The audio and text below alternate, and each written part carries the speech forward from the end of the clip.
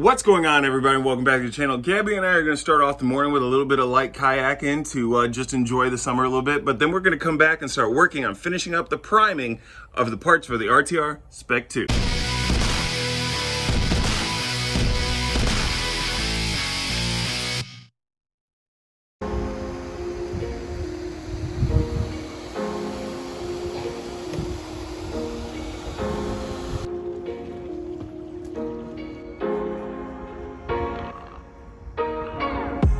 How's it going? This could be a while.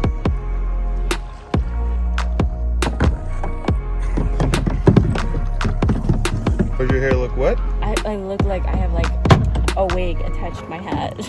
You do. No, I don't. You do. All right, well, we lost Gabby, but it is nice and cool chilling underneath this bridge. She's having flashbacks from the time that we were paddling out on the lake and we had gators around us, so she doesn't like being under bridges. She's being kind of a wuss, if you ask me. One cool thing about being out here, besides just being one with nature, is all the sick-ass houses.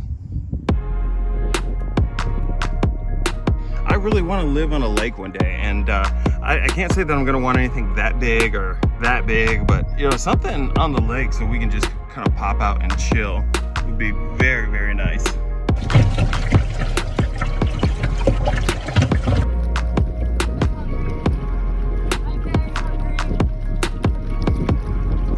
So I may have said this in my previous video, I can't really remember. I don't watch them too much back after I put them up. But what we did is we went through and we primed all these parts that you see here scattered about that I had to move to fit the mini back in here. The issue was I didn't really do my homework and I sprayed it with a lacquer primer. So for those of you who don't know a lot about paints, which I didn't until I started researching and Drew did even better research, is that there's a difference between the lacquers, the enamels, and the urethane enamels. So with a lacquer, it's really easy to spray on. It's one of the easiest paints to work with. The issue is it's also one of the less durable. So it's easy to chip. It fades faster when it hits the sun. And also overall, it's just not the best quality. It was used on a lot of older vehicles back in the day, but not so much today. With the enamel paints that we get on a lot of our cars, what you're seeing is it's the most durable. It can take some hits. It can deal with the UV of the sun and whatnot, but it's a harder one to work with. Whereas with the polyurethane or the urethane enamels, it's got the sprayability of a lacquer, but the durability of an enamel. So that's what we kind of need to use when spraying this car. The issue is, now that this is all here on the car, we either have to strip it all off and respray it with a polyurethane or enamel primer, or what I'm going to go with is we need to do a primer sealer to seal this in to make sure that we don't have any complications when spraying on the final base. So what we're going to be doing today is we're going to go through and we're going to put the primer sealer on the spoiler bits and the rear bumper. The reason for this is I want to get those parts done soon. That way we can get it on the car and make sure that really I do want to keep it grabber blue, because I'm not 100% sure yet if that's the color I want to keep it. I do love the color. Like I said in other videos, I waited to get this color. They had to drive, I forget how far. I think it was over somewhere in the middle of Louisiana to find this car for me when I originally ordered it. And that's one of the reasons why it's one of only 2 Spec 2s ever built in this color. So once we get the rear done, we'll be able to mount those pieces onto the vehicle. I have the gurney flap over there waiting to go onto the PP spoiler, as well as we have somewhere in one of these boxes, it might be that box over there on the painting table, the rear diffuser that's going to get mounted onto the stock diffuser here for the rear bumper. So that way we'll be able to finish the whole back end. We'll get the spoiler on, get the rear bumper on, see how it looks in color. I do need to get the rear deck lid panel, and the whole back half of the car will be done. And then all we'll have to wait on then is the front. A few of the reasons why I'm waiting to work on the front is because we're still working up here. We do need to get in here and work on the VVTs, which are coming. So that'll be here in the next couple of videos, and a few things we need to button up. But also, since we are going to be doing this as a Spec 5, those fenders are going to be getting cut. So I don't want to go through and have them painted only to cut them.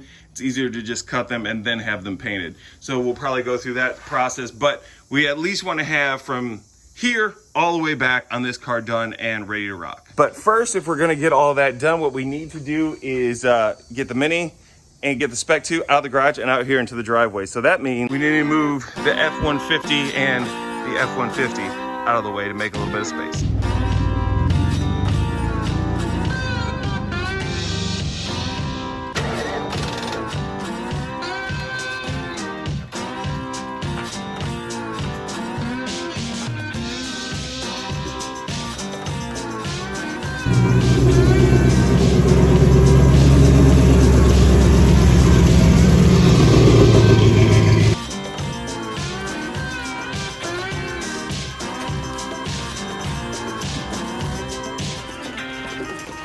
All right, now that everything's out, we got space cleared to walk around for the spoiler, the ends, the end caps, center uprights, and for the rear bumper. So all I need to do now is get to work and start spraying the primer sealer. Drew's not here, so I'm gonna have to put the camera down and handle it on my own, so I'm gonna get the spray in and I'll see you guys in a bit. First layer of sealer in is looking pretty good. Over here with the main part of the spoiler, I like how it all went on. As you can see, it's drying pretty fast because, again, Houston and its humidity. Everything turned out pretty good. I was a little nervous about these grooves because they kind of sucked last time when spraying, but everything seems to be going on fairly good. I haven't started the rear bumper yet because I know that I need to get in here and clean up some of these sections here, and a little bit more dirt has accumulated on this bad boy since we started it. So I'll clean that up after I'm done with all these. So time to spray a second coat. First layer is in on the rear bumper. Not turning out too bad. There's a few sections, of course, will get covered up in the second layer because you can see where I didn't do my overlapping enough. I think part of it too is due to the heat, but my real problem is down in here. You can see some spots, stuff that kind of just fell in here.